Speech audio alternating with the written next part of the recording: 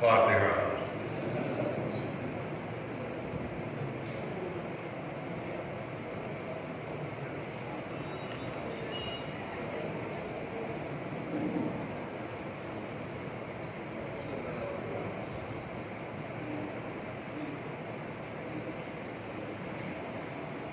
أعوذ بالله السميع العليم من الشيطان الرجيم.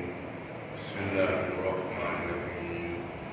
الحمد لله رب العالمين، والصلاة والسلام على سيد الأنبياء والمرسلين، سيدنا ونبينا وشفيع ذنوبنا أبي القاسم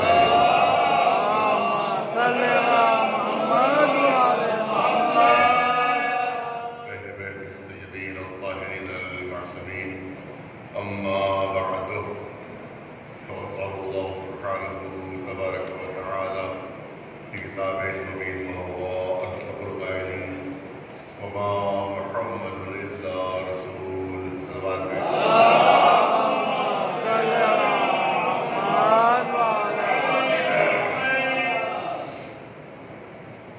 بہت مختصر آیہ کریمہ، لیکن سب کچھ اسی کے اندر سمجھا ہوا ہے، اور اس کی تشریح کی جائے تو کئی اشیاء کی ضرورت ہے۔ اعلان ہو رہا ہے کہ وما محمد الا رسول،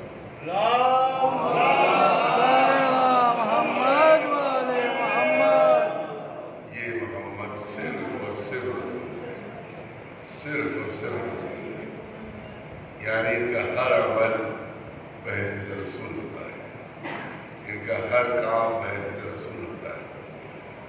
اگرچہ بعض مسلمان علماء نے رسول اللہ کی زندگی کے دو حصے کر دیے اور دو ٹکڑے کر دیے ہیں، اور ان کا یہ عقیدہ ہے کہ رسول کی زندگی کے دو حصے ہیں، ایک بحیثیت رسول ہے اور ایک بحیثیت عام انسان اور بحیثیت بشر۔ کچھ عمل رسول اللہ کے رسول کی حیثیت سے ہوتے ہیں اور کچھ عمل ان کے ایک عام انسان اور بشر کی ہے۔ پانی کا مسئلہ مجمع ہے، سمجھدار مجمع ہے، سنجیدہ موضوع ہے، ڈاکٹر صاحب نے کرنا ہے۔ لیکن اگر ہم پورے قرآن مجید پر نظر ڈالیں اور ایک ایک آیت دیکھ ڈالیے آپ، ایک ایک لفظ دیکھ ڈالیے آپ، تو کہیں بھی اللہ نے رسول اللہ کی زندگی کو بانٹا نہیں، تو رسول تقسیم نہیں کی۔ کہیں قرآن مجید میں آپ کو اعلان نہیں ملے گا کہ جو میرے رسول ہیں ان کی آدھی زندگی رسول کی حیثیت سے ہے اور آدھی زندگی عام انسان اور بشر کی حیثیت سے ہے۔ نہ پوری زندگی میں رسول اللہ نے کہیں ارشاد فرمایا ہے کہ دیکھو میرے بعض اعمال رسول کی حیثیت سے ہوتے ہیں اور بعض اعمال میں جو ہوتے ہیں وہ عام بشر اور انسان کی حیثیت سے ہوتے ہیں۔ تو اب سوال یہی ہوتا ہے کہ جب اللہ نے رسول اللہ کی زندگی کو تقسیم نہیں کیا، جب رسول اللہ نے خود اپنی زندگی کو تقسیم نہیں کیا، تو یہ مسلمان مولاناؤں کو کہاں سے یہ اختیار حاصل ہو گیا ہے کہ وہ رسول اللہ کی زندگی کو تقسیم کر دیں اور کہہ دیں کہ آدھا حصہ ان کی زندگی کا بحیثیت رسول ہوتا ہے اور آدھا زندگی کا حصہ ان کا بحیثیت ایک عام انسان اور ایک عام بشر کی حیثیت سے ہوتا ہے۔ پڑھا لکھا سمجھدار بننا ہے۔ سوال یہ ہوتا ہے کہ اگر ہمیں مان بھی لے کہ رسول اللہ کے آدھے اعمال رسول کی حیثیت سے ہوتے ہیں اور آدھے اعمال ہوتے ہیں وہ عام انسان بشر کی حیثیت سے ہوتے ہیں، تو سوال یہ ہے کہ فیصلہ کون کرے گا؟ کیونکہ نہ اللہ نے بتایا نہ رسول اللہ نے بتایا۔ اگر اللہ نے بتا دیا ہوتا تو ہمارے لیے آسانی ہو جاتی۔ خود رسول اللہ فرما چکے ہوتے کہ دیکھو یہ عمل میرا رسول کی حیثیت سے، یہ عمل میرا ایک عام انسان ایک عام بشر کی حیثیت سے۔ اگر رسول اللہ نے تفریق کر دی ہوتی، امتیاز پیدا کر دیا ہوتا ہے، تقسیم کر دی ہوتی تو ہمیں پہچاننے میں آسانی ہوتی۔ لیکن نہ رسول اللہ بتا رہے ہیں نہ اللہ بتا رہا ہے۔ مولوی کہہ رہا ہے کہ دو حصے ہیں جس کی زندگی کے، ایک عام بشر کی حیثیت ہے، ایک رسول کی حیثیت ہے۔ تو اب مجھے ذرا بتا دیں کون فیصلہ کرے گا کہ کون سا عمل رسول کی حیثیت سے ہے اور کون سا عمل عام بشر کی حیثیت سے ہے؟ کیونکہ میں نے پہلے یہ کر دیا کہ نہ رسول اللہ نے خود تقسیم کی ہے نہ اللہ نے تقسیم کی ہے، تو فیصلہ کون کرے، بتائے کون؟ تو اس کے لیے ایک الگ سے نبی کی ضرورت پڑے گی کہ جو ہمیں یہ بتائے کہ ان کا کون سا عمل رسول کی حیثیت سے ہے اور کون سا عمل جو ہے وہ عام بشر کی حیثیت سے ہے۔ تو پھر ایک نبی اور آنا پڑے گا تو ختم نبوت کا عقیدہ ختم ہو جائے گا۔ ایک سلوات بھیج دے۔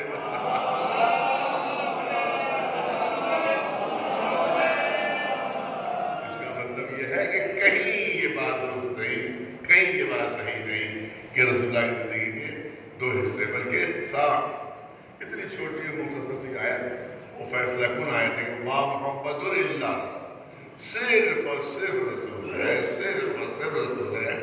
ان کا ہر عمل بحیثیت رسول ہوتا ہے۔ یہ اٹھتے ہیں تو بحیثیت رسول، یہ بیٹھتے ہیں تو بحیثیت رسول، یہ بولتے ہیں تو بحیثیت رسول، یہ خاموش رہتے تو بحیثیت رسول، یہ چلتے ہیں تو بحیثیت رسول، یہ رکتے ہیں تو بحیثیت رسول۔ ان کا اظہار محبت کسی سے ہے تو بحیثیت رسول، اظہار نفرت کسی سے ہے تو بحیثیت رسول، ان کی رزم جو ہے وہ بھی بحیثیت رسول، ان کی بزم جو ہے وہ بھی بحیثیت رسول۔ ہر عمل کا رسول کی حیثیت ہوتا ہے، کوئی بھی عمل کا عام بشر کی حیثیت سے نہیں ہوتا۔ ایک سلوات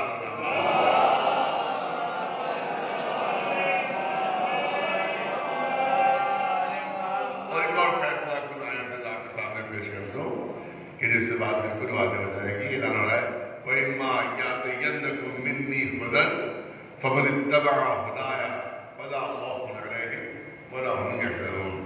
دیکھو جب میری ہدایت تمہارے پاس آ جائے، جب میری ہدایت تمہارے پاس آ جائے تو جو بھی اس ہدایت کی پیروی کرے گا نہ اس کو کبھی کوئی خوف ہوگا نہ بھی اس کو کوئی حزن ہوگا۔ جب میری ہدایت آ جائے تو جو بھی اس ہدایت کی پیروی کرے گا۔ اب علماء نے بتایا، تمام مسلمان علماء نے متفق ہو کر بتایا کہ یہاں پر ہدایت سے مراد حضور سرور کائنات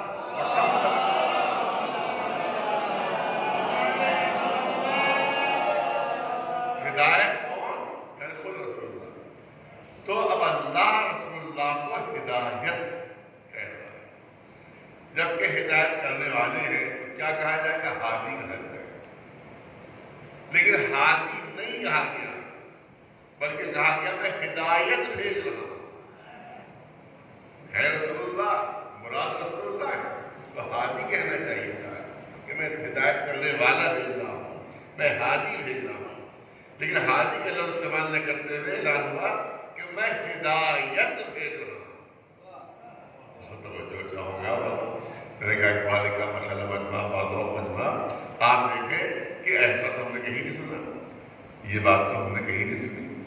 فرض کیجئے کسی صاحب نے بہت اچھے اشعار سنائے تو آپ کیا کہتے ہیں کہ بڑے اچھے شاعر ہیں، یہ جو کہتے ہیں بڑے اچھے شاعر ہیں، یا یہ کہتے ہیں بڑی اچھی شاعری ہے؟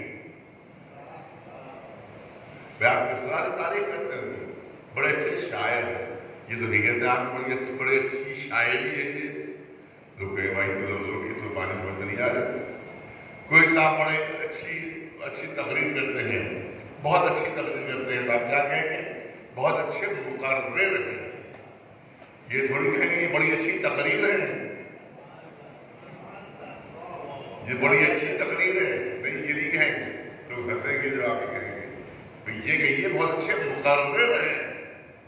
اسی طرح بہت خوبصورت حسین کتابت کرنے والا ہے اور بہت خوبصورت کتابت و خطاطی کرتا ہے تو ہم کیا کہیں گے؟ بڑے اچھے کاتب ہیں، یہی تو کہیں گے بڑے اچھے کاتب ہیں، یا یہ کہیں گے یہ بڑی سی کتابت ہے؟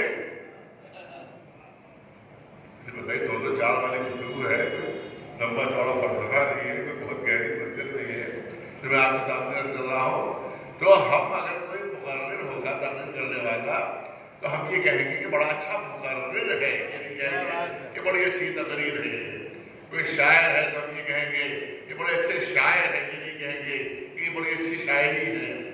کوئی فرض کیجیے کتابت کرنے والا ہے تو ہم یہ کہیں گے کہ بڑے اچھے کاتب ہیں، یہ نہیں کہیں کہ بڑی اچھی کتابت ہے۔ تو پالنے والے یہ کہہ دے کہ یہ ہادی ہے،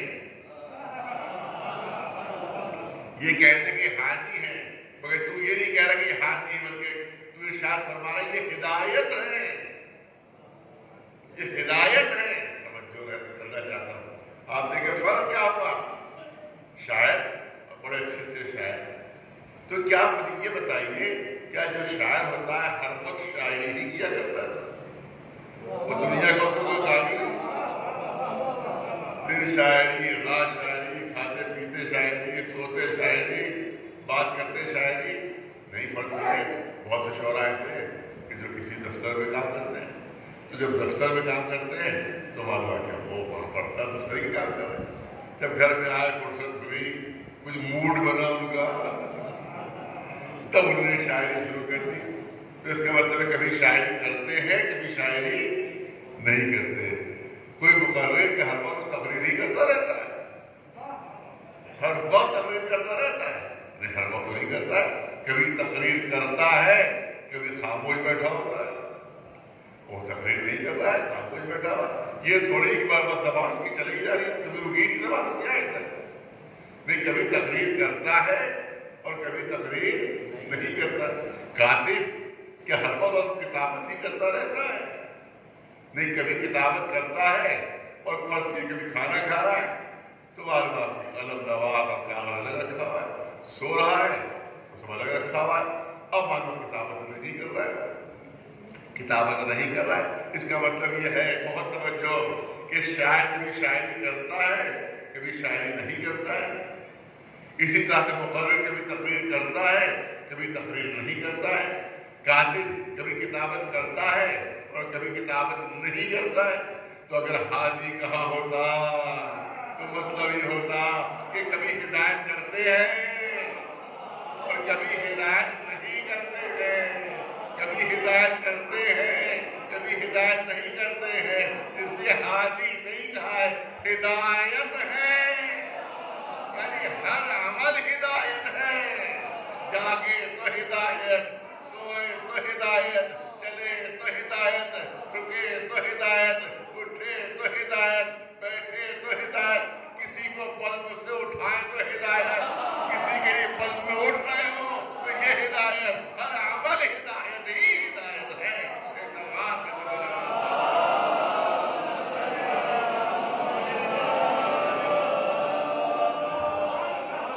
اسی لیے ارادہ کہ وما محمد الا رسول، یہ میرے صرف اور صرف رسول ہے، ان کا ہر عمل محمد رسول ہوتا ہے، ان کا ہر کام محمد رسول ہوتا ہے۔ ایک بہت سب بات کہی جاتی ہے، عام سے آپ نے دیکھا ہوگا کہ قیادت ہمارے جیسے انسان ہیں، لہٰذا بعض اللہ غلطی بھی کر سکتے ہیں، بھول بھی جاتے ہیں، اور یہاں تک کہ حدیث پیش کر دی گئی کہ بعد اللہ شیطان بہکا لیا کرتا تھا۔ یہ تمام چیزیں جو ہے وہ بہت سی غلط باتیں صحیح کتابوں میں آ گئی ہیں۔ کیا بات ہے، جملہ پر غور کیجیے کہ بہت سی غلط باتیں صحیح کتابوں میں آ گئی ہیں۔ کہیں ایسا ہے کہ رسول بھول گئے، کہیں ایسا ہے کہ بعد اللہ رسول کو شیطان نے بہکا لیا، کبھی کچھ کبھی کچھ کبھی کچھ۔ یہ تمام چیزیں ان کا صاحب ہمارے ہی جیسے بشر تھے، ہمارے ہی جیسے انسان تھے، جس طرح سے ہم بہک جاتے ہیں مادہ بھی بہک جاتے ہیں، جس طرح سے ہم بھول جاتے ہیں اس طرح سے وہ بھی بھول جاتے تھے، جس طرح سے ہمیں شیطان بہکا لیتا ہے اس طرح سے کو بھی شیطان بہکا لیتا ہے، اور اس کے لیے آیت پیش کی جاتی ہے۔ وہ آیت کیا ہے کہ ہم نے محمد کو تم جیسا بشر بنایا ہے۔ صلوات کریں پر محمد۔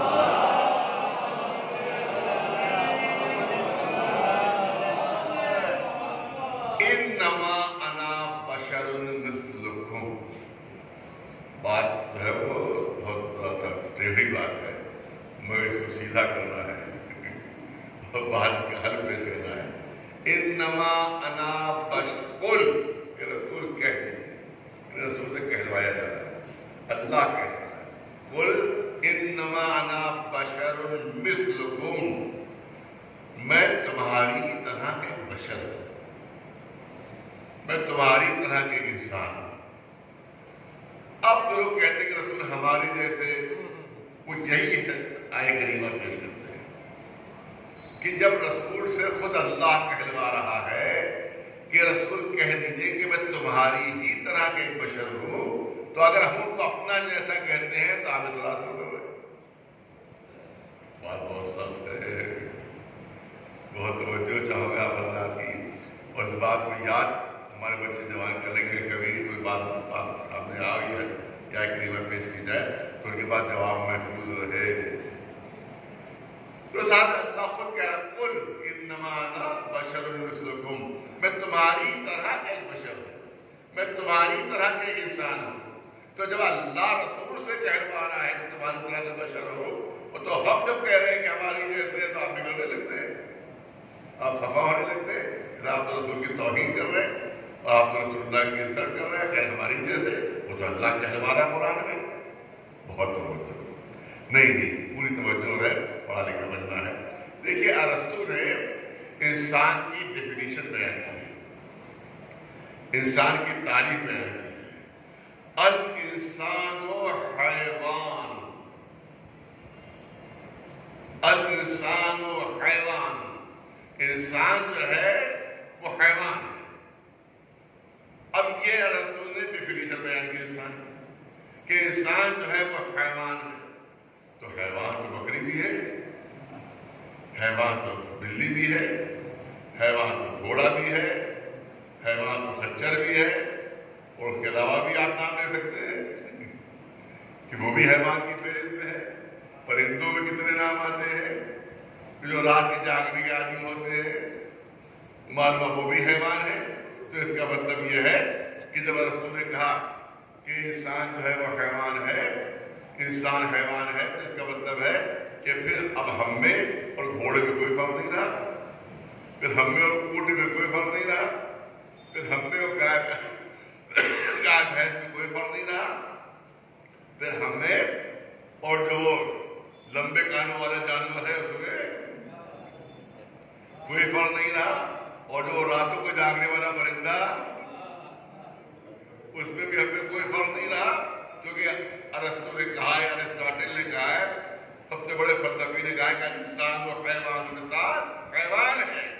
تو جب انسان حیوان ہے تو اس کا مطلب یہ نکلا کہ ہم میں اور بلی میں کوئی فرق نہیں، ہم میں اور چوہے میں کوئی فرق نہیں، ہم میں اور گائے بھینس میں کوئی فرق نہیں، ہم میں اور خچر اور گھوڑے میں کوئی فرق نہیں۔ تو صاحب بگڑ گئے کہ صاحب آپ جو ہے ڈیفینیشن جو ہے وہ ادھوری بیان کر رہے ہیں۔ مولانا بگڑ گئے، جانتے تھے ڈیفینیشن اس کی، پڑھے لکھے تھے، کہ آپ جو ہے جو ارسطو کی ڈیفینیشن کو آپ ادھورا بیان کر رہے ہیں، مکمل نہیں بیان کر رہے، مکمل بیان کیجیے۔ بہت سنجیدہ پہلو پیش کرو آپ کے سامنے۔ ارے آپ مکمل ڈیفینیشن پیش کیجیے، آپ ادھوری پیش کر رہے ہیں، آپ تو ناانصافی کر رہے ہیں، آپ تو ظلم کر رہے ہیں، آپ ادھوری ڈیفینیشن پیش کر رہے ہیں۔ ارسطو نے خالی یہ تھوڑی کہا ہے کہ الانسان حیوان، آگے جو اس نے صفت بتائی ہے وہ تو بیان کیجیے کہ جس کی وجہ سے امتیاز پیدا ہوتا ہے، کہ جس کی وجہ سے فرق پیدا ہوتا ہے، کہ جس کی وجہ سے فضل پیدا ہوتا ہے۔ اس نے یہ تھوڑی خالی کہا انسان حیوان، اس نے کہا الانسان حیوان ناطق۔ پوری توجہ ہے، اس نے کہا پوری ڈیفینیشن اس کی یہ ہے کہ الانسان حیوان ناطق، انسان ایسا حیوان ہے جو سمجھ بوجھ کر بولتا ہے۔ ناطق کے معنی صرف بولنے والا نہیں ہے، ناطق کے معنی ہے جو عقل استعمال کر کے بولتا ہے، جو سمجھ بوجھ کر بولتا ہے۔ لہذا اب حیوان، اب بلی میں اور خچر میں اور گھوڑے میں اور اونٹ میں اور انسان میں زمین و آسمان کا فرق ہو گیا، زمین و آسمان کا فرق ہو گیا کہ انسان کی خصوصیت یہ ہے کہ وہ سمجھ بوجھ کر بولتا ہے، وہ ناطق ہے۔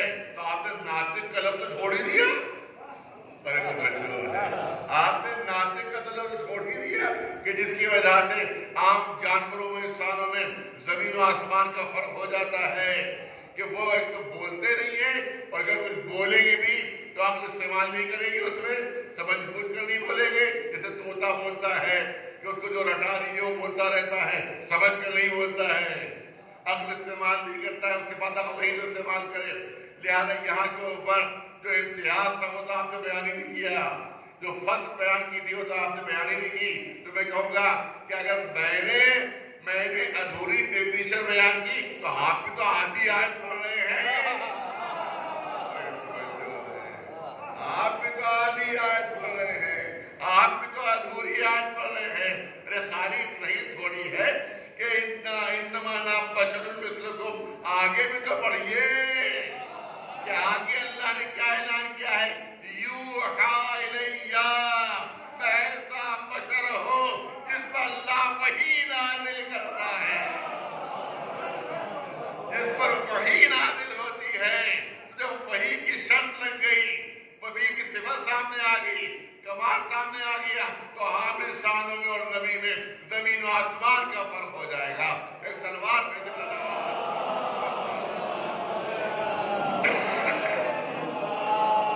ایک سلوات بلند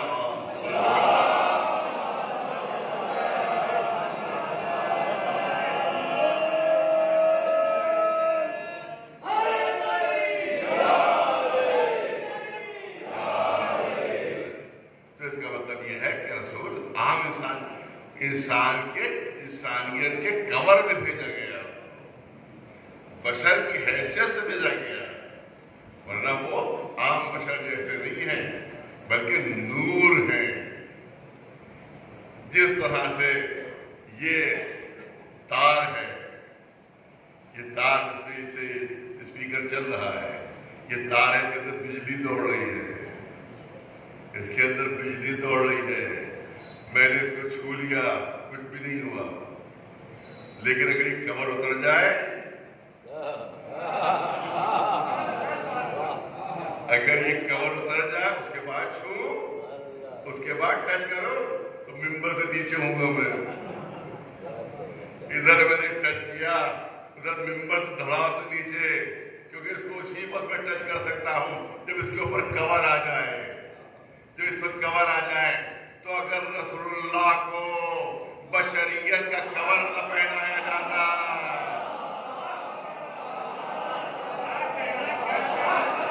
اگر رسول جملہ نقل کرنا چاہتا ہوں کہیں بھی نقل کر دیجیے گا, جملہ نقل کرنا چاہتا کہیں بھی نقل کر دیجیے گا.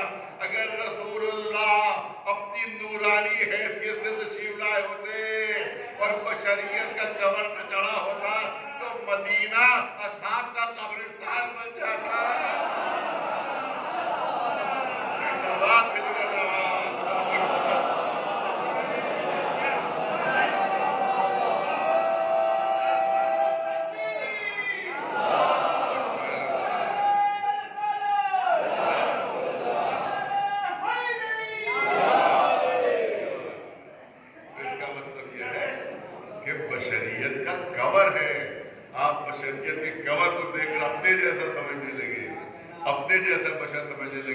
حقیقت میں وہ نور ہے, حقیقت میں وہ نور ہے.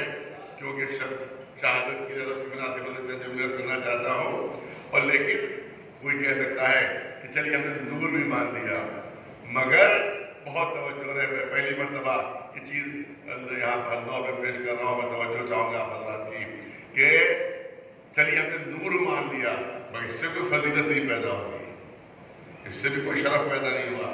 سورج میں بھی تو نور ہے, چاند میں بھی تو نور ہے, ستاروں میں تو نور ہے, تو فضیلت کیا ہے سورج کی, چاند کی فضیلت کیا ہے؟ جس طرح اور اللہ کی مخلوق ہے, اسی طرح وہ بھی اللہ کی مخلوق ہے. اسی طرح اگر رسول بھی نور ہے تو بھی اللہ کی مخلوق.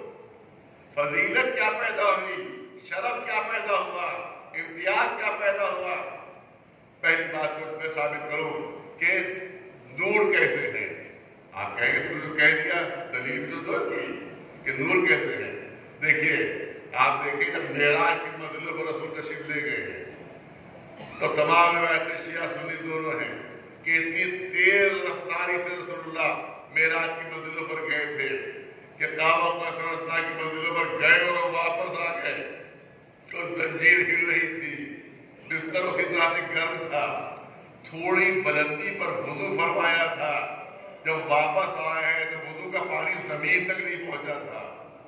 اتنی تیز رفتاری سے سفر کیا تھا رسول اللہ نے فضا میں, اتنی تیز رفتاری سے گئے اور آئے تھے. پوری توجہ رہے, چھوٹا سا بھی کوئی بچہ معمولی سے سائنس نہیں جانتا ہے، وہ اس بات کو سمجھ جائے گا کہ جب بھی کوئی جسم، کوئی میٹر جتنی تیز رفتاری سے فضا میں سفر کرتا ہے تو جتنی رفتار تیز ہوتی ہے، جتنی رفتار تیز ہوتی ہے اتنی فضا میں فرکشن پیدا ہوتا ہے، اتنی وہ رگڑ پیدا ہوتی ہے، اس فرکشن سے گرمی پیدا ہوتی ہے، حدت پیدا ہوتی ہے۔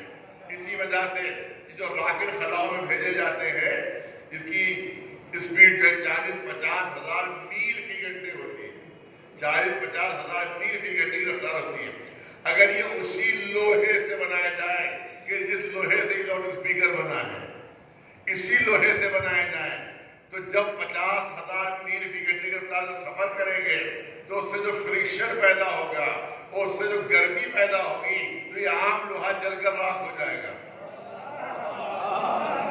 یہ عام لوہا ہے، یہ ختم ہو جائے گا، یہ پگھل جائے گا، یہ جل کر راکھ ہو جائے گا۔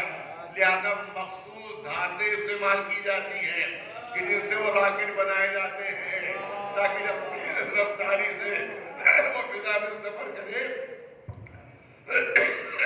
تو شدت رفتار سے جو گرمی و حدت پیدا ہوتی ہے وہ دھات برداشت کر لے، وہ دھات برداشت کر لے۔ ایک سلوات بھیجے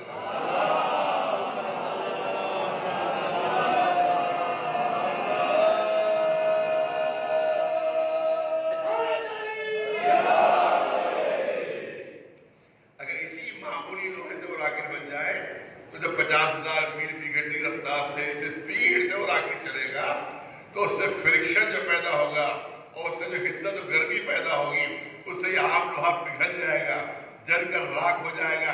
اسی لیے خصوصی دھاتیں استعمال کی جاتی ہیں، کچھ الوائز استعمال کیے جاتے ہیں کہ اس سے اس کو راکٹ کو بنایا جاتا ہے تاکہ جب اتنی تیز رفتار سے فضا میں سفر کرے تو وہ حدت کو برداشت کر لے، وہ گرمی کو برداشت کر لے۔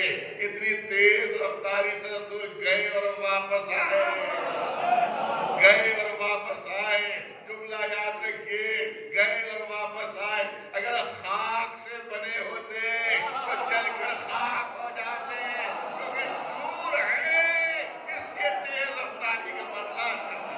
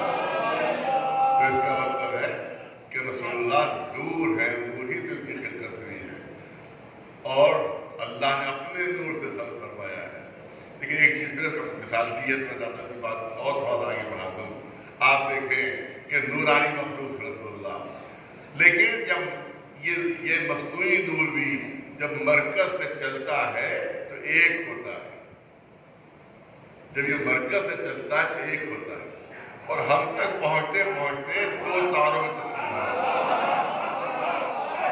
جب مرکز سے چلتا ہے تو ایک ہوتا ہے، ہم تک پہنچتے پہنچتے دو تاروں میں تقسیم ہوتا ہے، دو ٹکڑوں میں تقسیم ہوتا ہے، دو جزوں میں تقسیم ہوتا ہے۔ اگر ایک رہے تو قابل استفادہ نہیں ہوتا، جب تک دو حصوں میں نہ بٹے، جب تک دو تاروں میں نہ بٹے۔ وہ ایک نور جب تک دو تاروں میں نہیں بٹے گا اس وقت تک نہ لاؤڈ اسپیکر کام کرے گا، نہ یہ آپ کی بجلی کام کرے گی، نہ یہ پنکھے کام کریں گے۔ یعنی ان کا دو حصوں میں بٹنا ضروری ہوتا ہے، دو جزوں میں بٹنا ضروری ہوتا ہے۔ جب مرکز سے چلا تو ایک تھا، ہم تک پہنچتے پہنچتے دو جزوں میں بٹا، دو حصوں میں بٹا۔ ایک صاحب ایک وشے سے کے ماہر تھے، میں نے اس سے پوچھا کہ آخر دونوں ٹکڑوں کو، دونوں جزوں کو جو منقسم ہو جاتا ہے نور، کیا کہتے ہیں، ان کا نام کیا ہے؟ تو ان کا صاحب ایک مائنس ہے، ایک پلس ہے۔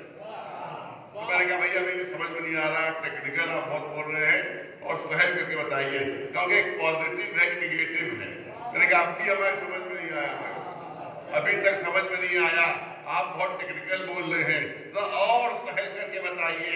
تو بھائی اس سے زیادہ میں سہل نہیں کر سکتا کہ ایک ٹھنڈا ہے ایک گرم ہے،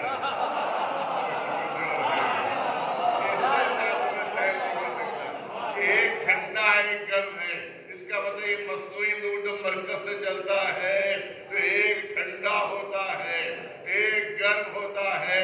اللہ نے جو نور بھیجا جب مرکز سے چلا تو ایک تھا، ہم تک پہنچتے پہنچتے دو حصوں میں بٹا، دو جزوں میں بٹا۔ اللہ نے ایک کو ٹھنڈا رکھا، ایک کو گرم رکھا، ایک کو ٹھنڈا رکھا، ایک کو گرم رکھا۔ جس کو ٹھنڈا رکھا اسے سند دی وَمَا أَرْسَلْنَاكَ إِلَّا رَحْمَةً لِّلْعَالَمِينَ، اور جس کو گرم رکھا اسے سند دی لا فتح الا لا سیف الا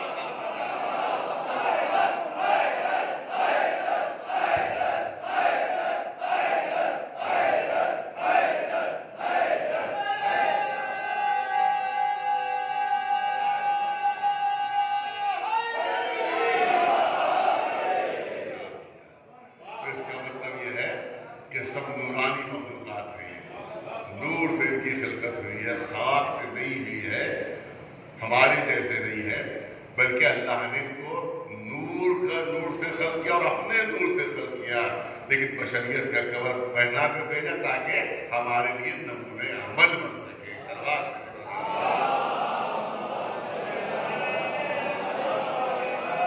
ورنہ اگر بصورت بشر نہ ہوتے تو ہمارے نمونے عمل نہیں بن سکتے۔ تو یہ ہے رسول اللہ کے سلسلے میں، ہمارے عقائد کے سلسلے میں کہ رسول اللہ نور، اور آپ معراج کے فضیلت کو تشریف لے گئے تو اب معراج کے سلسلے میں بھی ایسے گفتگو شروع ہو جاتی ہے، اور بنیاد وہی ہے کہ رسول ہمارے جیسے،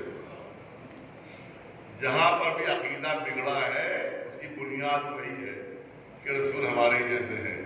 لہذا اب یہاں پر ایک عجیب تصور پیدا ہو گیا، اس کی رعایت میں چاہتا تو چاہتا کر دوں کہ اب یہ تصور پیدا ہوا کہ رسول اللہ جسمانی حیثیت سے تشریف نہیں لے گئے تھے، بلکہ آپ نے بستر پر خواب دیکھا تھا، بستر پر لیٹے لیٹے آپ نے خواب دیکھا تھا، آپ اس بلندی پر گئے نہیں تھے، تشریف نہیں لے گئے تھے۔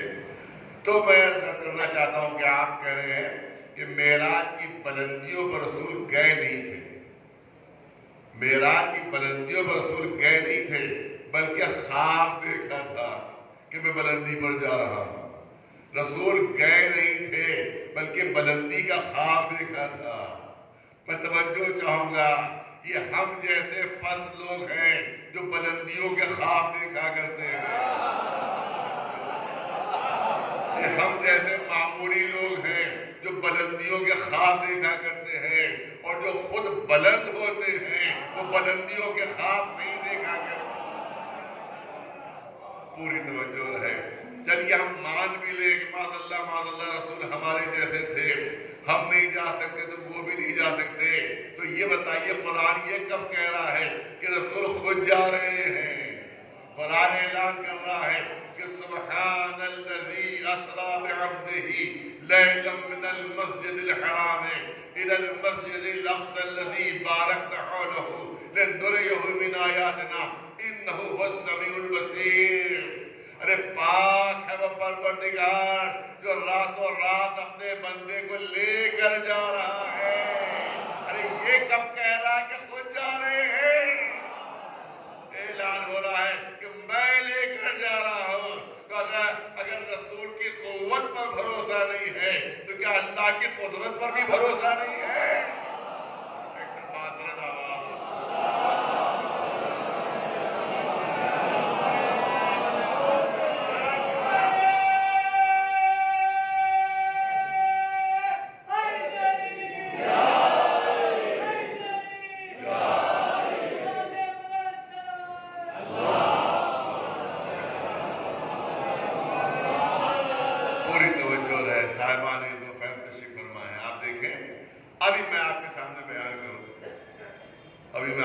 بیان کروں کہ کل جب میں امریکہ کے واشنگٹن کے ہوائی اڈے پر اترا تو جیسے ہی میں ہوائی اڈے پر کل واشنگٹن میں اترا تو صاحب اسی وقت امریکہ کے صدر نے استقبال کے لیے وہاں موجود تھے اور بڑی عزت سے مجھے وائٹ ہاؤس لے جایا گیا.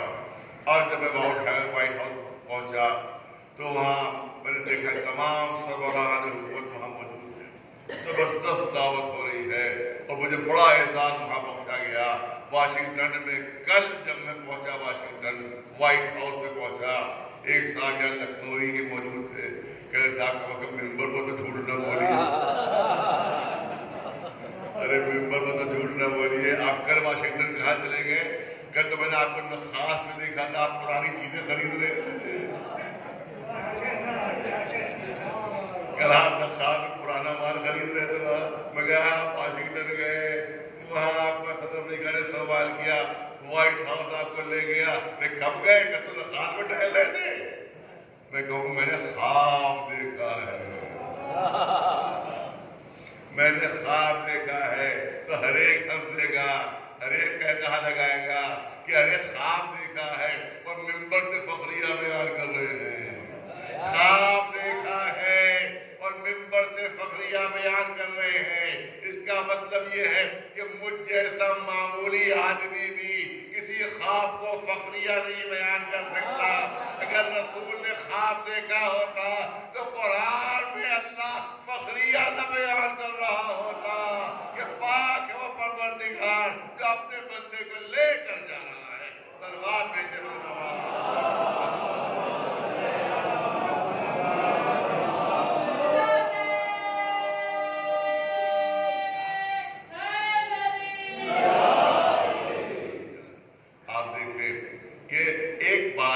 معمولی آدمی کہے تو اس کو لوگ کوئی توجہ نہیں دیتے نہیں سنتے. میں نے کہا تو انہیں ٹال دیا.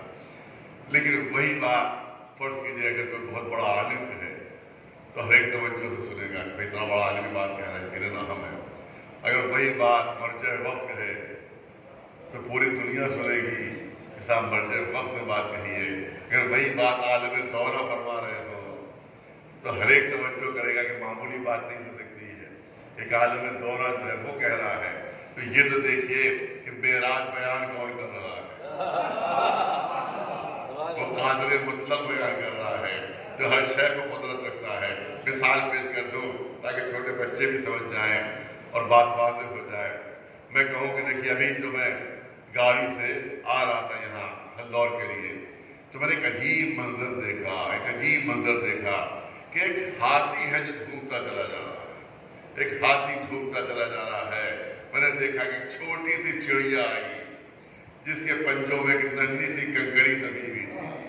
ایک ننھی سی چڑیا جس کے پنجوں میں ایک ننھی سی کنکری دبی ہوئی تھی اور میرے سامنے جیسے ہی اس ہاتھی کو اس ننھی سی چڑیا نے وہ چھوٹی سی کنکری ماری ہاتھی وہیں ڈھیر ہو گیا وہیں ختم ہو گیا. سانس بھی نہیں لے سکا. اب جو اس چڑیا نے ایک ننھی سی کنکری ماری تو لوگ کہیں گے کہ بھئی اب تو گرمی کی حدت ختم ہو چکی ہے. اب مئی جون کا مہینہ تو ختم ہو گیا ہے. اب تو جاڑے کی آمد ہے. جب اسپین کا یہ عالم ہے تو مئی جون میں کیا حال رہا ہوگا.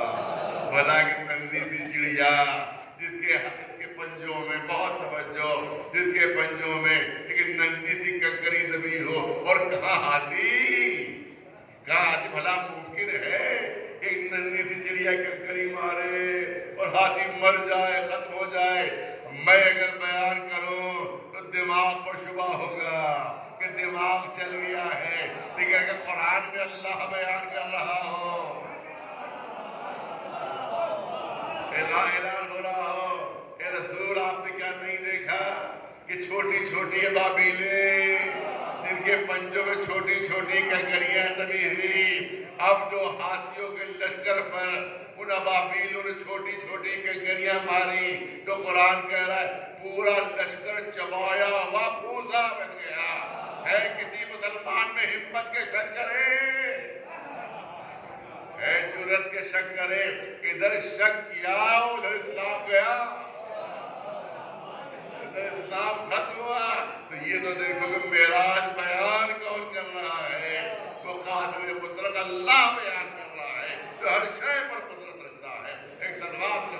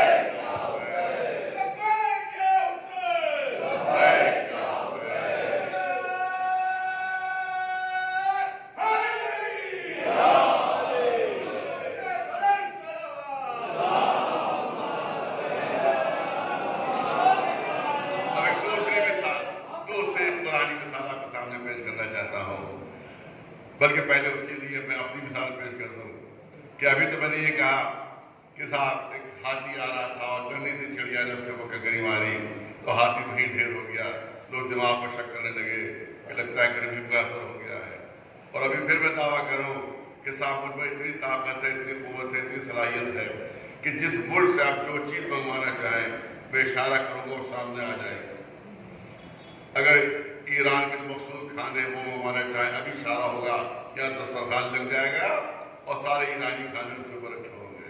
اگر آپ کہیں چین کے کھانے منگوانا چاہیں جو آج کے بچوں کو بہت پسند ہے, نام بھی نہیں اس کے لیے جا پاتے, پتہ نہیں چیانگ کا شیک نام ہے کہ چوئنلائی نام ہے, کیا نام ہے اس کا, کہ وہ آپ منگوانا چاہیں تو ابھی اشارہ ہوگا سب چینی کھانے یہاں پر آ کر لگ جائیں گے.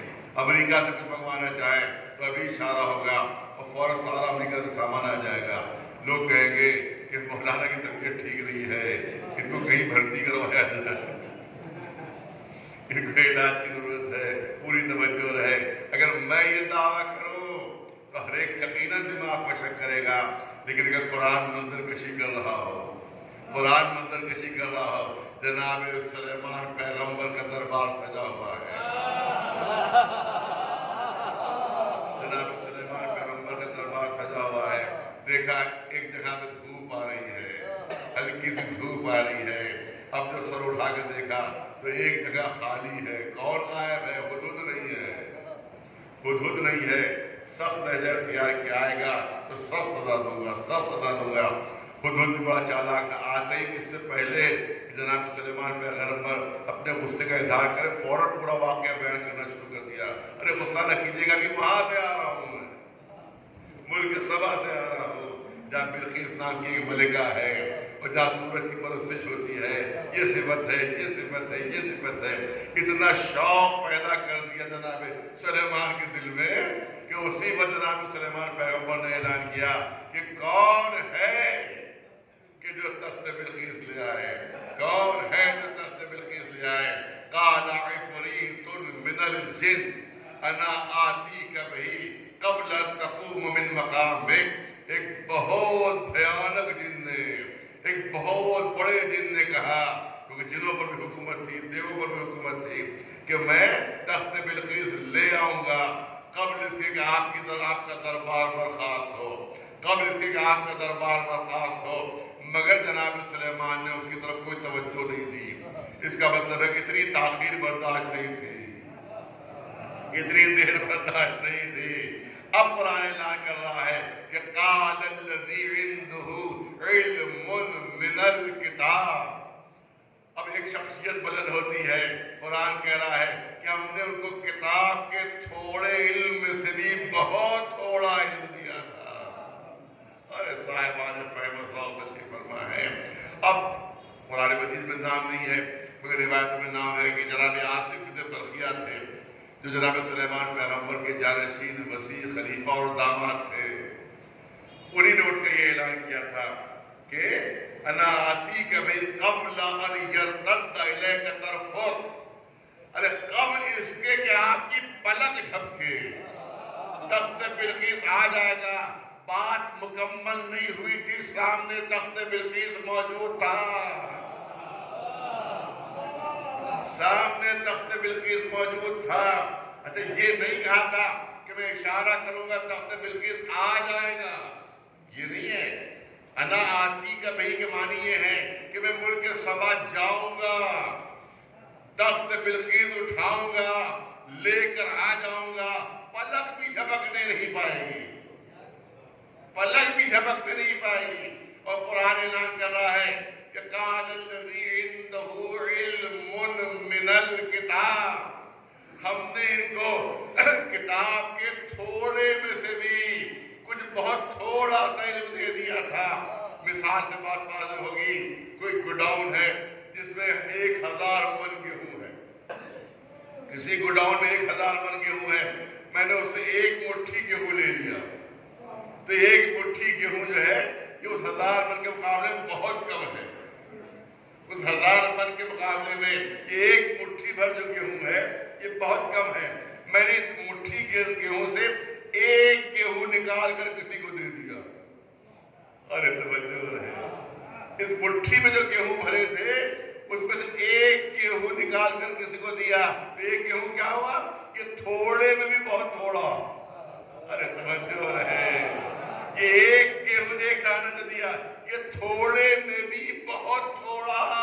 कुरान ऐलान कर रहा है कि हमने उनको किताब के थोड़े से इल्म में भी बहुत थोड़ा सा इल्म दिया था, मगर उनमें ये ताकत थी कि मुल्क सबा गए, वापस आ गए और पलक भी झपकने नहीं पाई, जिसके पास किताब के थोड़े में से भी बहुत थोड़ा इल्म हो, वो इतनी तेज रफ्तारी से सफर कर सकता है और जिसके कल पर पूरी किताब नाज़िल हुई।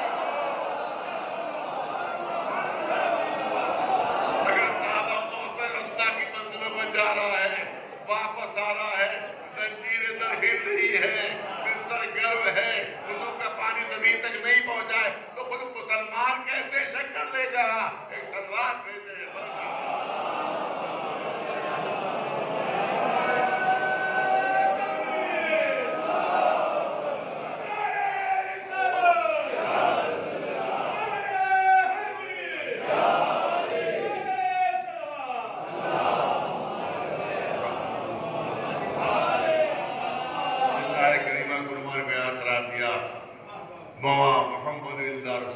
मोहम्मद जो है वो सिर्फ और सिर्फ रसूल है।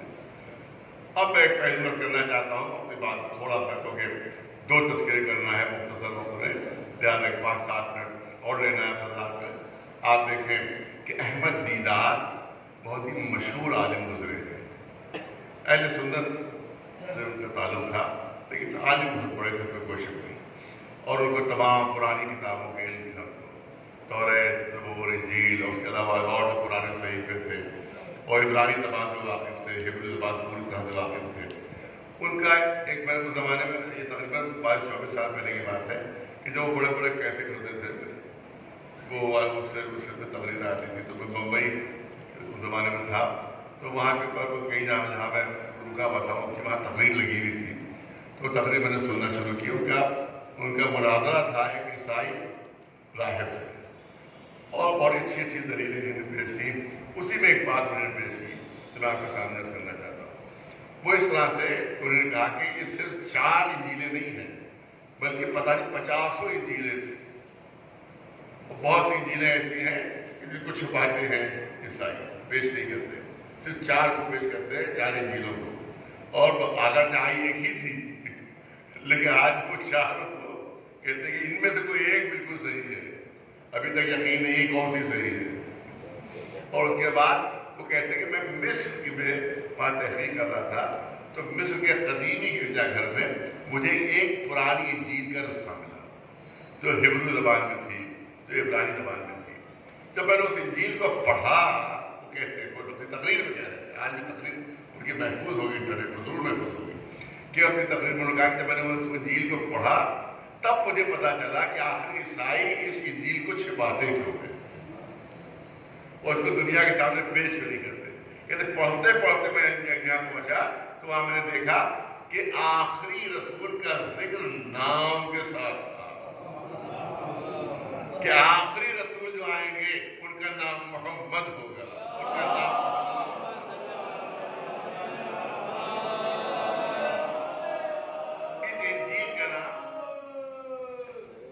इस इंजील का नाम इंजील बारनाबास का, ये इंजील बारनाबास है और इसको छुपाया जाता है, इसको पब्लिक के सामने लाया नहीं जाता है।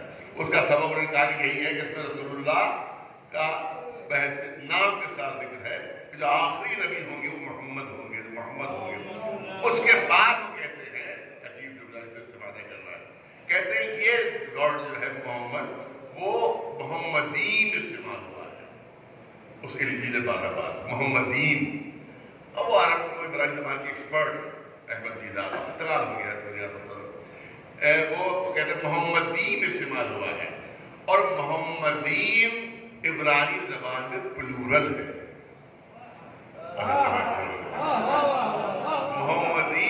मोहम्मदीन इब्रानी ज़बान में प्लूरल और जमा का सीगा है। इब्रानी ज़बान में जमा का सीगा है, जिसके मानी हुए बहुत से मोहम्मद।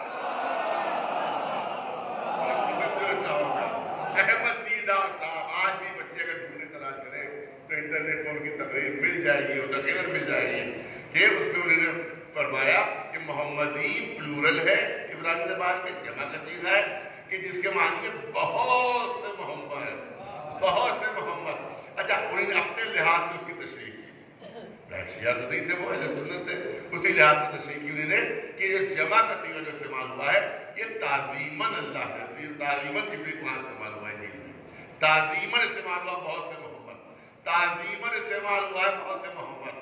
اب ظاہر اس سے ملاقات تو میدان حشر میں ہوگی، اس سے پہلے تو ہو نہیں سکتی، اس انتقال ہو چکا ان کا، تو اگر اس سے ملاقات میں ہوتی تو میں ان سے کہتا کہ آپ نے یہ کیا توضیح کر دی کہ تعظیماً کہا گیا بہت سے محمد، تو میں اس سے پوچھتا کہ رسول اللہ سے زیادہ تعظیم کا مستحق تو پھر اللہ ہے، تو کیا ہم تعظیماً کہہ سکتے بہت سے اللہ؟ کیا اجازت میں ہے کہ تعظیماً کہے بہت سے اللہ؟ تو یہ تو کوئی تعظیم نہیں ہوئی، بہت سے محمد ہیں، کیونکہ رسول اللہ ارشاد فرما چکے ہیں کہ اپنا محمد وسطنا محمد وآخرنا محمد وکلنا محمد۔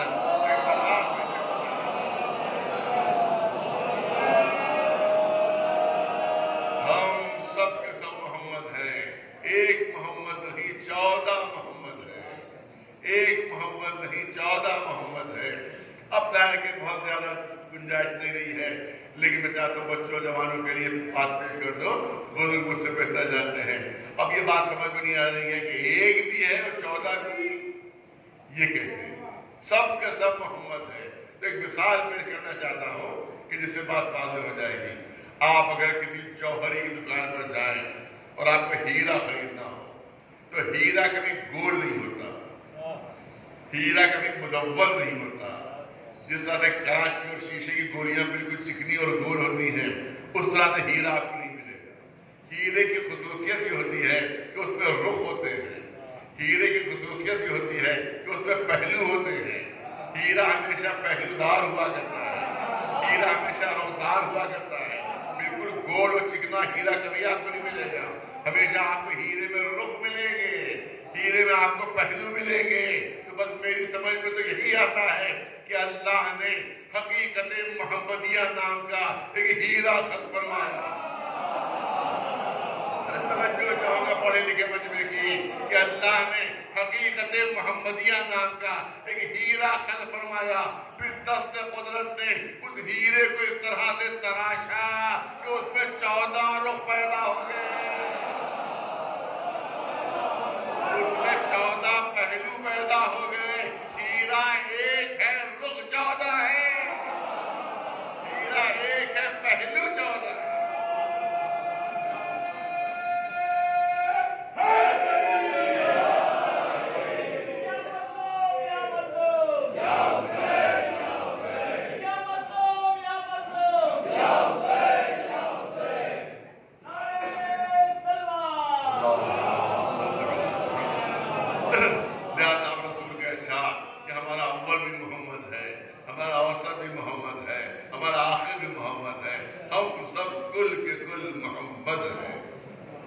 اور حقیقت یہی ہے کہ سب کی سیرت ایک ہے، سب کا انداز ایک ہے، چاہے خود رسول اللہ ہو، چاہے شہزادی فاطمہ زہرا ہو، چاہے مولا علی ہو، چاہے امام حسن علیہ السلام، سب کی سیرت وہی ہے جو سیرت محمدیہ ہے، وہی ہے جو سیرت محمدیہ ہے۔ کہا جاتا ہے کہ صاحب اب تذکرہ میں 2-3 جملوں میں کرنا چاہتا ہوں کیونکہ دونوں تذکرے تھوڑے تھوڑے ہونا ہے، تو اس امام کا تذکرہ بھی ضروری ہے کہ آپ دیکھیں کہ ایک بات بہت سب سے زیادہ اعتراض ہمارے کسی امام کی سیرت میں کیا جاتا ہے، اس کا ایک تاریخی سبب ہے۔ اس کا تاریخی سبب یہ ہے کہ بنی امیہ کے زمانے میں سب سے زیادہ جو بادشاہوں کے خلاف، بنی عباس کے زمانے میں بھی جو ظالم بادشاہوں کے خلاف جو بغاوتیں ہوئی ہیں، وہ اس میں زیادہ تر امام حسن کی اولادیں ہی شامل تھیں کہ جن میں انقلاب کے پرچم بلند کیے۔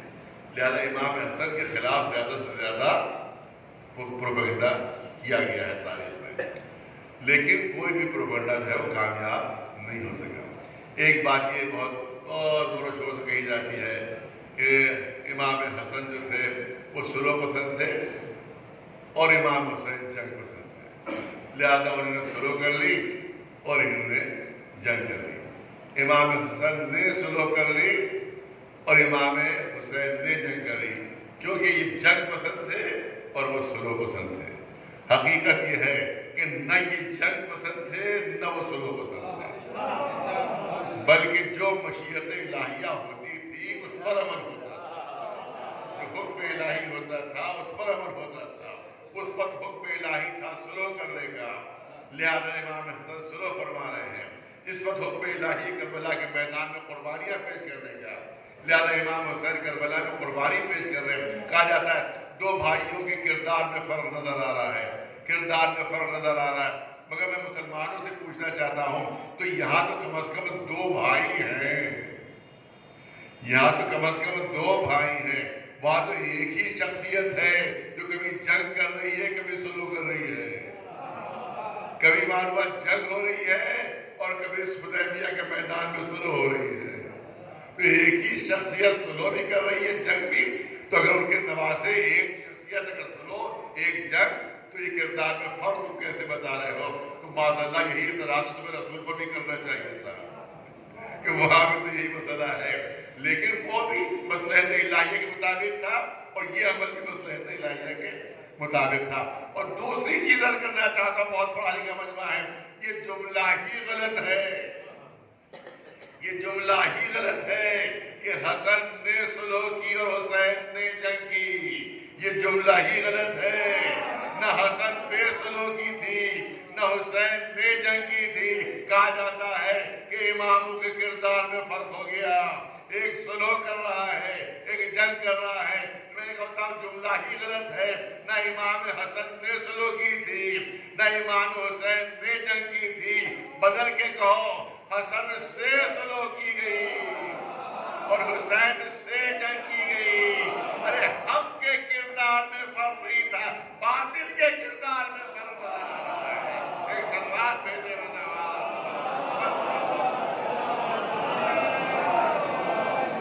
ایک سلوات پر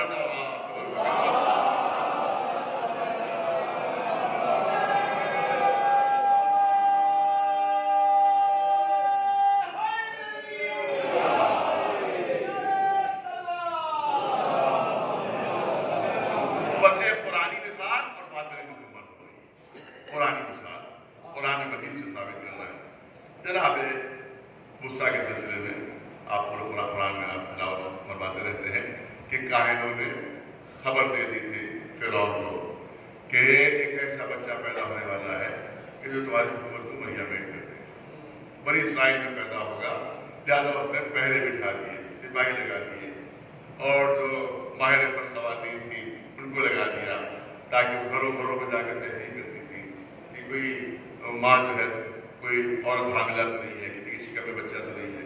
وجہ خبر ہوتی تھی کہ ماں اگر کوئی عورت حاملہ ہے تو اس کا پورا شکم چاک کر دیا جاتا تھا، ماں بھی ختم ہو جاتی تھی، بچہ بھی ختم ہو جاتا تھا۔ اب تفصیل نیت کرنا ہے اپنی تفصیل کا۔ آپ دیکھیں کہ اب جناب موسیٰ کی ولادت ہو جاتی ہے، موسیٰ کی ولادت ہوتی ہے اور ہر طرف جاسوس لگے ہوئے تھے اور مخبر لگے ہوئے تھے، کسی نے خبر پہنچا دی کہ ولادت ہوئی موسیٰ کے والدہ کے، تو سپاہیوں نے آ کے گھیر لیا اور دروازہ دھڑدھڑانا شروع کیا، کھولو دروازہ کھولو دروازہ کھولو دروازہ۔ جناب موسیٰ کی والدہ اور ان کی بہن جن کا نام کلثوم سے تھا روایت پہ، انہوں نے گھبرا کر مجھے کون ہے کہا کہ ہم فرعون کے سپاہی ہیں، ہمیں خبر ملی ہے کہ یہاں کے اوپر ایک بچے کی پیدائش ہے، لہٰذا ہم اندر آنا چاہتے ہیں، تلاشی لینا چاہتے ہیں۔ اب گھر کے کوئی بہت بڑا محل تو تھا نہیں جو کہیں کسی کونے خدرے میں کسی جھوجرے میں چھپا دے، چھوٹا سا گھر تھا، اب کیا کریں؟ اور وہ دروازہ توڑنا شروع کر دیا اس سپاہی نے، جب یہ نہیں کھولا اب دروازہ ٹوٹنے والا تھا تو گھبرا کر جلتے ہوئے تنور میں جناب موسیٰ کو جلدی سے ڈال دیا اور پتہ نکلا اٹھا دیا۔ اب سپاہی آتے ہیں، ادھر ڈھونڈا ادھر ڈھونڈا، ادھر تلاش کیا ادھر تلاش کیا، یہاں کسی کو تصور بھی نہیں ہوگا کہ جلتے ہوئے تنور میں بچہ ہو، لہٰذا ڈھونڈ ڈھانڈ کے چلے گئے کہ نہیں ہمیں غلط اطلاع ملی یہاں پر کوئی بچہ موجود ہے۔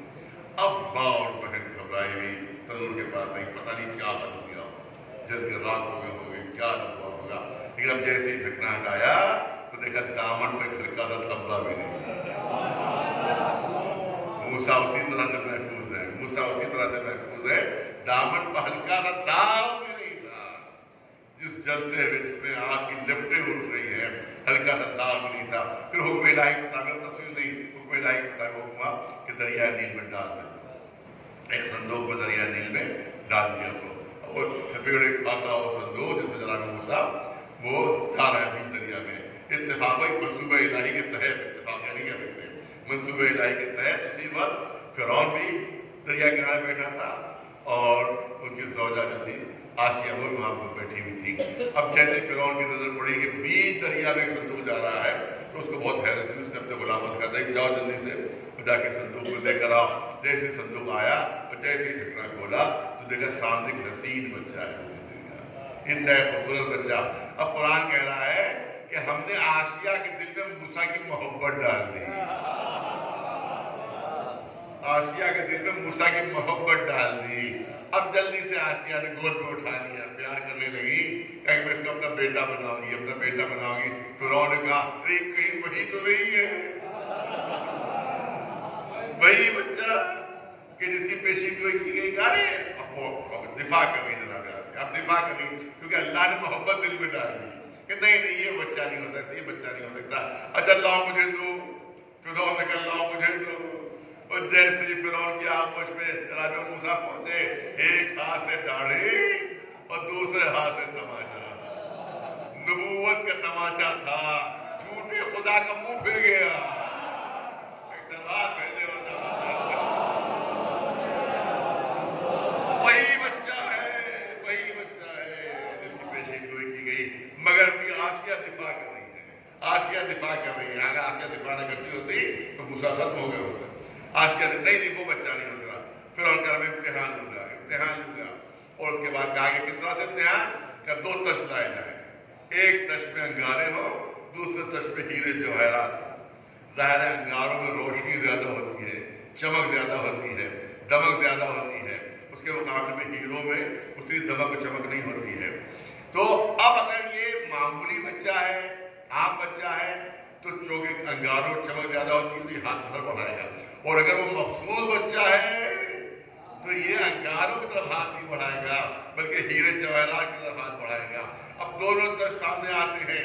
نبی غلطی نہیں کر سکتا، نبی غلطی نہیں کر سکتا. موسیٰ نے ہیروں کی طرف ہاتھ بڑھایا، اللہ نے جبریل کو حکم دیا ہاتھ موڑ دو. ہاتھ موڑا، جناب موسیٰ کا ہاتھ انگاروں پر پڑا. ایک انگارہ اٹھایا، منہ میں رکھ لیا، ہاتھ بھی جلا، منہ بھی جل گیا. ارے ہاتھ بھی جل گیا اور منہ بھی جل گیا. مجھے یہ بتا دیجئے کہ تنور میں آگ زیادہ تھی اور توجہ محسوس کرنا چاہتا ہوں. مجھے یہ بتا دیجئے کہ تنور میں آگ زیادہ تھی یا ایک انگارے میں؟ ایک انگارے میں زیادہ روشنی تھی آگ یا تنور میں تھی؟ تنور تو شعلے نکل رہے تھے، لپٹیں آگ کی نکل رہی تھی، اس میں بہت زیادہ آگ تھی. اور ایک انگارے میں اتنی آگ نہیں. تو یہ بتائیں جس اللہ نے تنور کے بھڑکتے ہوئے شعلوں سے بچایا اس نے ایک انگارے سے کیوں نہیں بچایا؟ ارے توجہ رہے، اس نے ایک انگارے سے کیوں نہیں بچایا؟ تو دونوں جگہ مصلحت موسیٰ کی حفاظت تھی. دونوں جگہ مصلحت موسیٰ کی حفاظت تھی. وہاں تنور کی آگ سے بچایا کہ موسیٰ محفوظ رہے، یہاں ایک انگارے سے جلایا تاکہ موسیٰ محفوظ رہے، تاکہ موسیٰ محفوظ رہے. تو یہ نہ دیکھو کہ عمل الگ الگ ہے، یہ نہ دیکھو کہ عمل الگ ہے، یہ دیکھو کہ مقصد ایک ہے یا نہیں.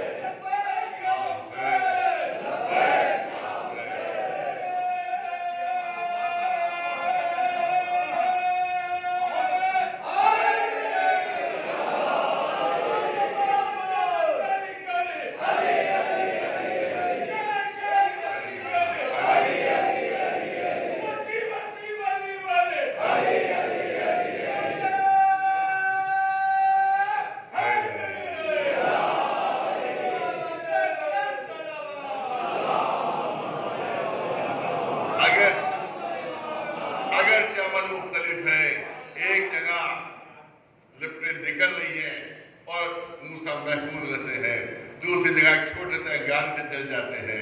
दोनों का मकसद था मूसा महफूज रहे। तो इमाम हसन जो स्लो कर रहे हैं वो भी इस्लाम की हिफाजत के लिए, वो लोग मैदान करबला में हुसैन जा रहे हैं वो भी इस्लाम की हिफाजत ही के लिए जा रहे हैं। अमल का इख्तिलाफ नहीं देखा जाता है, मकसद का इत्तेहाद देखा जाता है।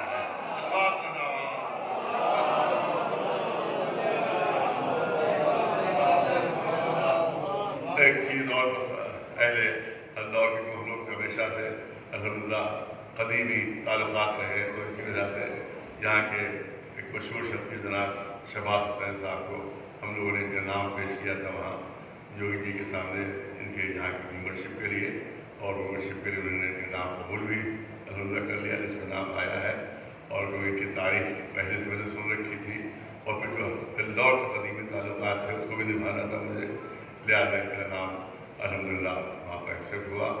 और ये मेंबर की हैसियत से, वकील की हैसियत से मेंबरशिप जो है इनको वहाँ बख्शिया बोर्ड में मिली है। और हमें यकीन है कि इंशाअल्लाह कि इनकी मौजूदगी में बोर्ड के हालात जो हैं जो बदतर से बदतर हुए गए थे, इंशाअल्लाह बेहतर से बेहतर हो जाएगा। और इनके तौफीक़ात में इजाफे के लिए हम दुआ है पाने वाले, इनको तौफीक़ात में इजाफा भी करे और बेईमानों से मुकाबले करने की हिम्मत भी दे।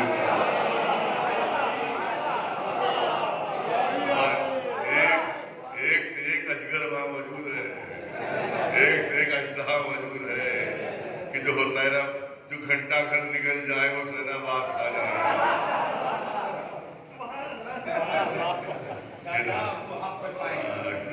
जो घंटा घर निकल जाए हुसैनाबाद खा जाए, किसी जमाने में शेर कहा गया था, वो आज तो सच साबित होता है। तो इंशाअल्लाह इनके ज़रिए से इंशाअल्लाह अल्लाह ने चाहा तो औक़ाफ़ की हिफाजत भी होगी और माहौल को तरक्की भी होगी। सलवात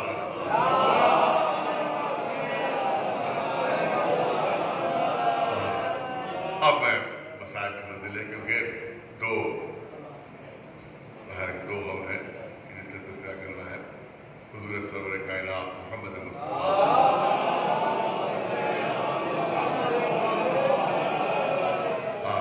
आखिर वक्त है आपका, और शहजादी के दारू पर रसूलुल्लाह का सर, और उसके बाद किसी ने दरवाज़ा खटखटाया, किसी ने दर पर बात किया, इजाज़त मांगी कि इजाज़त है मैं आऊँ। शहजादी ने कहा मेरे पापा की तबीयत बहुत नासाज है, इस वक्त किसी से मिलने की हालत नहीं है, अभी जाओ बाद में आना। दोबारा फिर दरवाजा खटखटाया गया, दफर बात हुआ, क्या इजाज़त है मैं आ जाऊँ? कहा नहीं, तो कह रही है कि बाबा की तबीयत बहुत खराब है, इस वक्त किसी से नहीं मिलेंगे। तीसरी बार फिर दरवाजा खटखटाया गया। अब रसूलुल्लाह ने नशी से आंखें खोली, ए फातिमा ज़हरा इजाज़त दे। अरे ये तुम्हारे दर है, तुम्हारा दर है, जहाँ ये यहाँ इजाज़त ले रहा है, ये वो है जो कहीं बगैर कहीं इजाज़त नहीं देता है, हर जगह बगैर इजाज़त के आता है। ये मलकुल मौत है, मेरा आखिरी वक्त आ चुका है, मैं दुनिया से रुखसत होने वाला हूँ, मुझे इजाज़त दो। ये मलकुल मौत जब तक तुम इजाज़त नहीं दोगी अब सुनिए, आप एक रिवायत किताबें पेश करना चाहता हूँ कि दुनिया से रुखसत होने से पहले कुछ काफूर निकाला रसूलुल्लाह ने, फरमाया कि जन्नत का काफूर है, और देखो ये एक हिस्सा जो है ये मेरे कफन में रख देना, और ये एक हिस्सा जो है ये तुम्हारे कफन के लिए है, और देखो ये एक तीसरा हिस्सा जो है ये अली के कफन के लिए है, और एक हिस्सा ये है वो हसन के कफन के लिए है। इतना कहकर रसूल खामोश हो गए।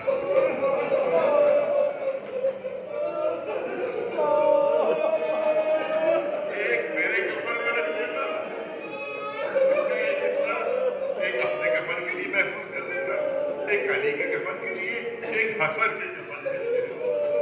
शहजादी तड़प गई, बाबा आपने इसमें हुसैन का हिस्सा नहीं लगाया।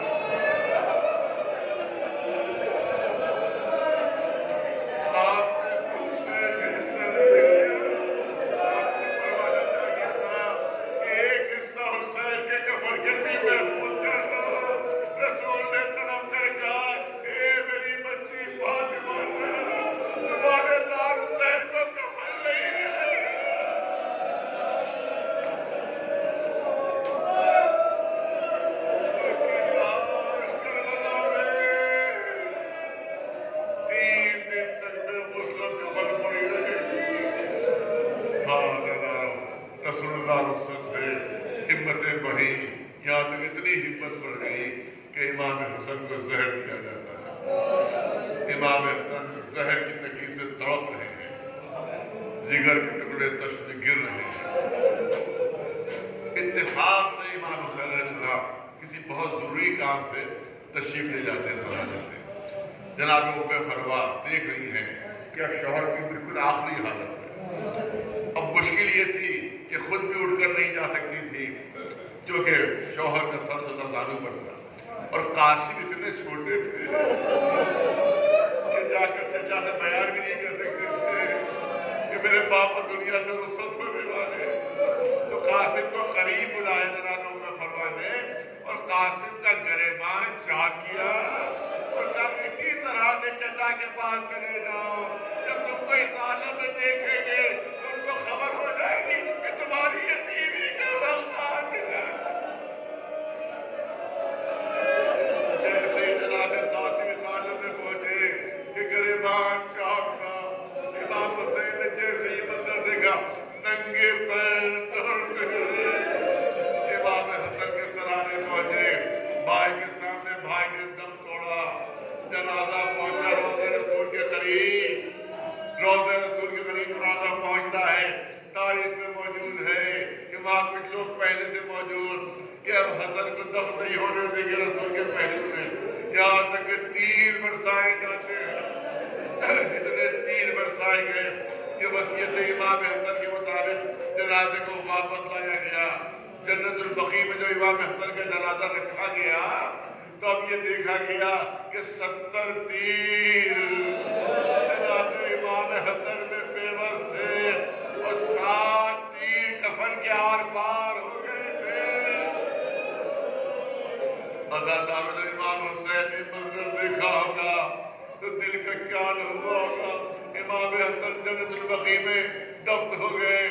امام حسین سر جھکائے گھر کے اندر داخل ہوئے، جیسے دربار کے اندر قدم رکھا دیکھا سامنے بہن زینب کھڑی ہوئی ہے، سر کے بال کھلے ہوئے ہیں، چہرے کا رنگ زرد ہے، بدن پتھر دھری ہے، آنکھوں سے آنسو جاری ہے۔ اے بھیا مجھے یہ خبر ملی ہے کہ جنگ کی نوبت آ گئی تھی، بھیا مجھے یہ خبر ملی ہے کہ تیر برسائے گئے تھے، بھیا کہیں بھائی حسن کے جنازے میں تو کوئی تیر نہیں لگے۔ امام حسین نے سر جھکا کر کہا اے بہن کیا پوچھتی ہو، ایک تیر نہیں 70 تیر بھائی حسن کے جنازے میں پیپرس ہو گئے۔ روایت کہتی ہے برداشت نہیں ہوا، تیورا کر زمین پر گر پڑی، جناب زینب تیورا کر زمین پر گر پڑی۔ اگرچہ بھائی کی لاش کو اپنی آنکھوں سے دیکھا نہیں تھا، صرف بھائی کی زبانی خبر سنی تھی، مگر برداشت نہ ہو سکا۔ نہ اس وقت کا عالم پوچھئے کہ حسین رخصت آخر کے لیے آئے ہیں۔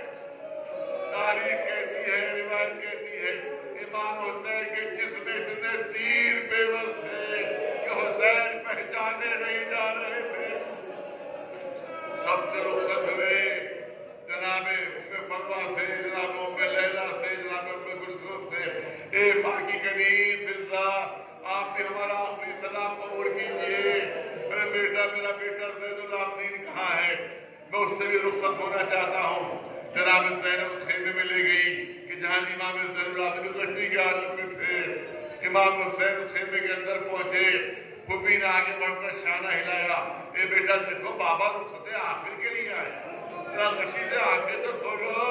اب تو امام نے غشی سے آنکھیں کھولی، روایت کہتی ہے دائیں طرف دیکھا، بائیں طرف دیکھا، پھوپھی اماں بابا کدھر ہے؟ پھوپھی اماں بابا کس طرف ہے؟ ارے وہ سامنے کھڑے ہوئے ہیں، یہ تمہارے بابا ہیں۔ اتنے تیر لگے ہوئے تھے کہ بیٹا بھی باپ کو پہچان نہیں پایا۔ اللہ تعالیٰ بس آخری جملے سے لیجیے، امام زمانہ نے فریاد کی ہے، ہمارے آخری امام نے فریاد کی ہے، ارے میرا سلام ہو میرے جد حسین پر کہ جب زخمی ہو کر گھوڑے سے گرے ہیں تو نہ زمین پر تھے نہ گھوڑے کی سیٹ پر تھے۔ ہمارا آقا فریاد کر رہا ہے، آخری امام فریاد کر رہے، میرا سلام میرے جد حسین پر کہ جب زخمی ہو کر گرے ہیں تو نہ گھوڑے کی زین پر تھے نہ نہ زمین پر تھے. اے آقا کی کیا فریاد کر رہے ہیں؟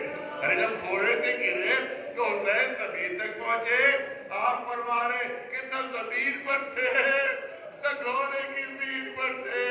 جب تاریخ دیکھی تو پتا چلا کہ حسین زمین تک پہنچے نہیں تھے، بلکہ حسین کا جسم تیروں پر معلق ہو گیا تھا. اب دو روایتیں ہیں، ایک روایت میں بار بار پڑھتا ہوں مگر ایک روایت میں نہیں پڑھتا، لیکن آج وہ روایت پڑھنا چاہتا ہوں. ایک روایت تو یہ ہے کہ حسین نے جب سجدے میں سر رکھنا چاہا، جب تیروں کی وجہ سے سر نہیں پہنچا تو حسین نے خود اپنے جسم پر زور دیا، اتنا زور دیا کہ سارے تیر جسم کے پار ہو گئے. تب سر حسین سجدے میں پہنچا. مگر ایک روایت یہ بھی ہے کہ جب شبر خنجر لے کر آگے بڑھ رہا تھا، حسین کا جسم تیروں پر معلق تھا. اب ذبح کرے تو کیسے کرے جب تک سر زمین سے نہ لگے؟ شبر خنجر کیسے چلائے؟ اس ملعون نے اپنے نجس پیروں کو آگے بڑھایا. شبر کے نجس پیر تھے، حسین کا جسم مبارک تھا. آہستہ آہستہ دباؤ بڑھنے لگا. اداکاروں آہستہ آہستہ تیر جسم کے پار ہونے لگے. جب سر زمین تک پہنچا تب شبر کا خنجر چلا. تب کسی منادی نے آواز دی، اللہ اکبر الحسین بن کربلا، اللہ اکبر الحسین.